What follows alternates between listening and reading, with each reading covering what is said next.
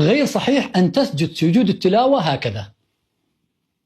ما هو سجود التلاوة الصحيح؟ وماذا نقول في سجود التلاوة؟ وقبل نبدأ، إذا استفدت لا تنسى المتابعة ومشاركة المقطع، فالدال على الخير كفاعله. وبسم الله نبدأ. سجود التلاوة: إذا مررت بآية فيها سجدة تسجد إن كنت واقفا، وإن كنت جالسا اسجد من جلوسك، وإن كنت في السيارة. قال شيخنا ابن عثيمين رحمه الله: يثني رأسه قليلا إيمانا بالسجود. قال ابن باز رحمه الله: سجود التلاوة لا تشترط له الطهارة في أصح قولي العلماء، وليس فيه تسليم ولا تكبير عند الرفع منه في أصح قولي أهل العلم. كيفية سجود التلاوة: إذا مررت بآية سجدة تكبر ثم تسجد على الأعضاء السبع هكذا، الله أكبر، وتقول في سجودك سبحان ربي الأعلى، وتدعو بالدعاء المشهور: اللهم لك سجدت وبك آمنت ولك أسلمت، سجد وجهي للذي خلقه وصوره وشق سمعه وبصره بحوله وقوته، تبارك الله أحسن الخالقين. ثم ادعو الله ما شئت. بعض أهل العلم قالوا سجود التلاوة واجب، لكن الأشهر وأكثر أهل العلم قالوا أنه مستحب وليس بواجب.